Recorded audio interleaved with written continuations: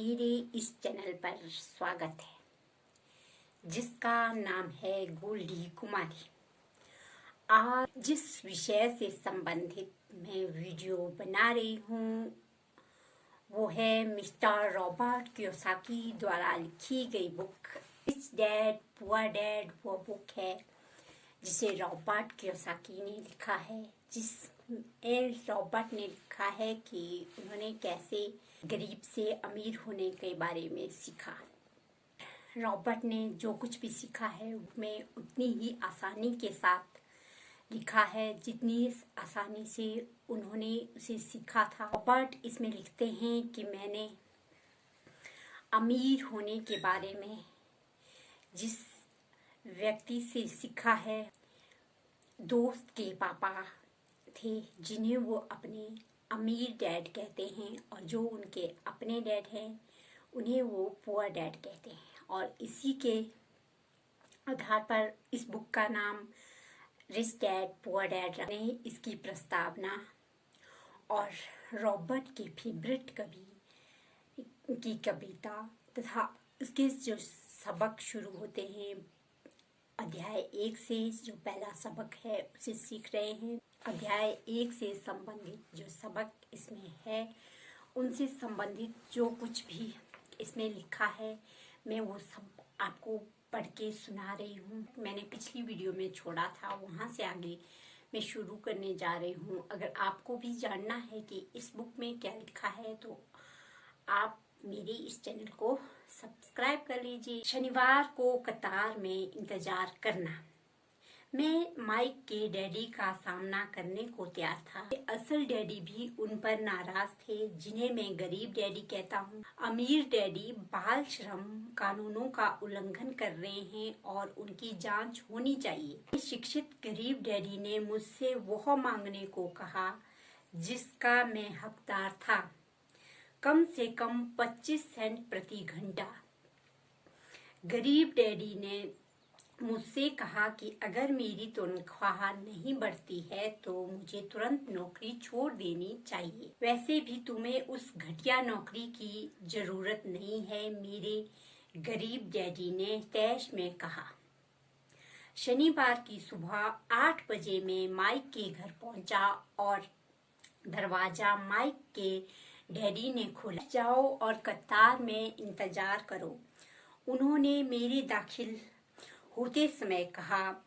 फिर वे मुड़े और बेडरूम के पास बने अपने छोटे ऑफिस में गायब हो गए। मैंने कमरे में चारों ओर देखा मगर मुझे माइक नहीं दिखा। अजीब सा महसूस करते हुए मैं सावधानी से उन महिलाओं के पास बैठ गया जो मुझे 4 सप्ताह पहले वहीं दिखी थी। वे मुस्कुराई और सोफे पर थोड़ा खिसक कर मेरे लिए जगह बना दी। 40 मिनट गुजर गए और मैं आग बबूला होने लगा। तकरीबन 30 मिनट पहले दोनों महिलाएं उनसे मिलकर वहां से जा चुकी थी। एक अधिक उम्र का आदमी वहां 20 मिनट तक बैठा था, अब वह भी निकल कर जा चुका था।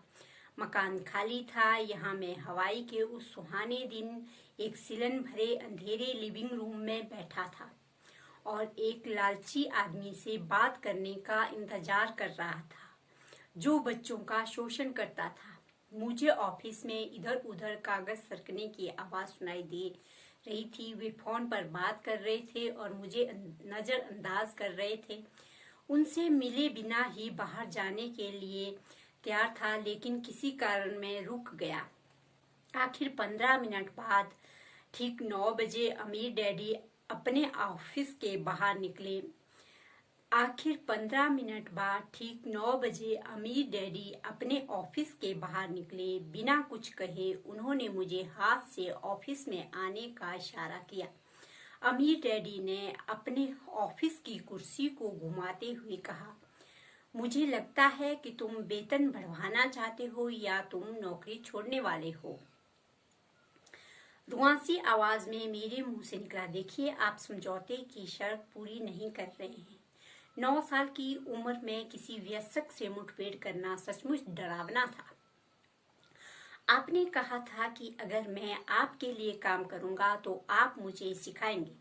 देखिए, मैंने आपके लिए काम किया, मैंने मेहनत से काम किया, आपकी खातिर काम करने के लिए मैंने अपने बेसबॉल की भी कुर्बानी दे दी। लेकिन आपने अपना वादा नहीं निभाया और मुझे कुछ भी नहीं सिखाया। आप धोखेबाज हैं, जैसा कि शहर का हर व्यक्ति आपके बारे में कहता है। आप लालची हैं, आप सिर्फ पैसे कमाना चाहते हैं और अपने कर्मचारियों की जरा भी परवाह नहीं करते। आपने मुझसे खामखा इंतजार कराया और मेरे प्रति कोई सम्मान नहीं दिखाया। मैं छोटा हूँ, लेकिन इससे बेहतर व्यवहार का हकदार हूँ।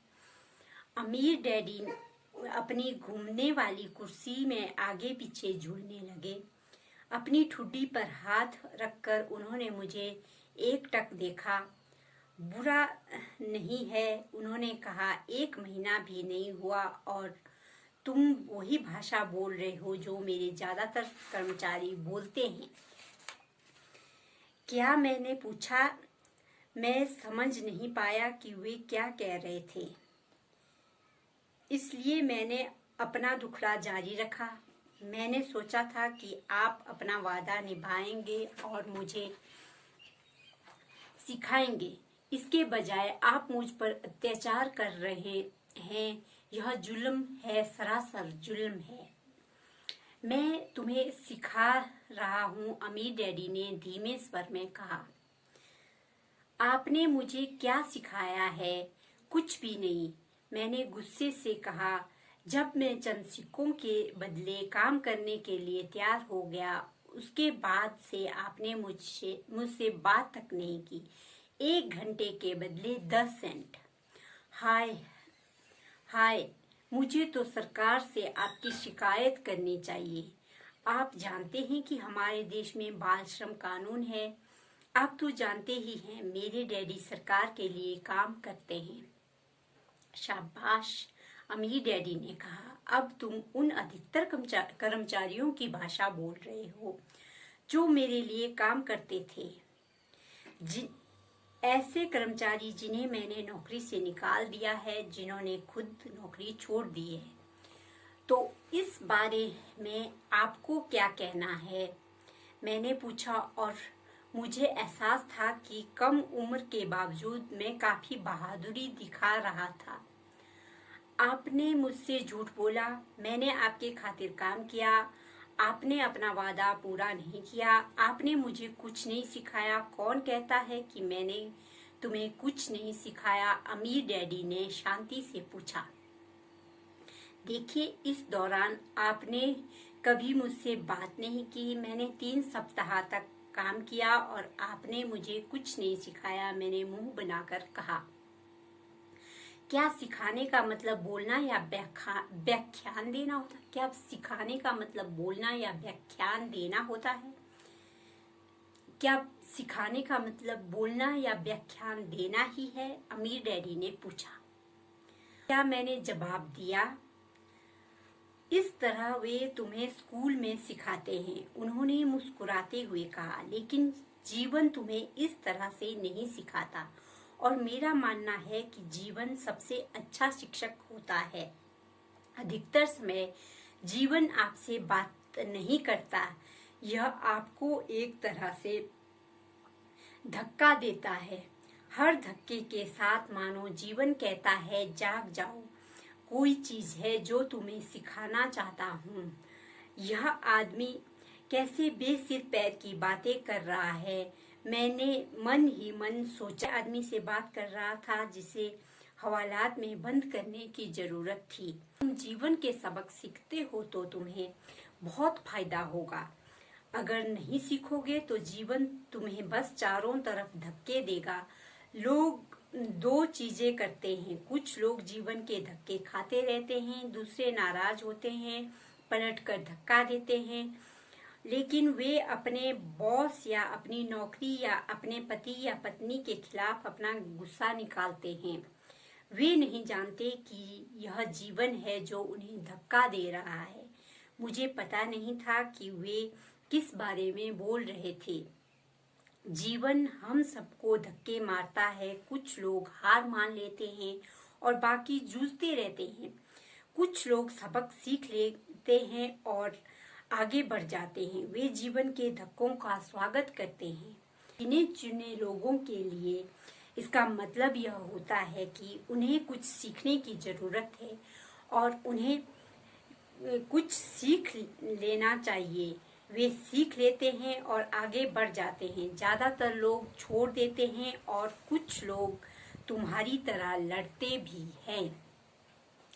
आज का मेरा चैप्टर यहीं खत्म होता है। ये था रॉबर्ट का कहना उसके अमीर डैडी का उसे सिखाने के तरीके के बारे में, जो उसे सबक सीखने में जिस परेशानियां होती है। इसी तरह इसमें आगे क्या है ये सब जानने के लिए आपको मेरा ये चैनल सब्सक्राइब करना पड़ेगा। और अगर वीडियो अच्छी लगे तो वीडियो को लाइक कर देना। आज के लिए इतना ही। अगली वीडियो में फिर मिलेंगे।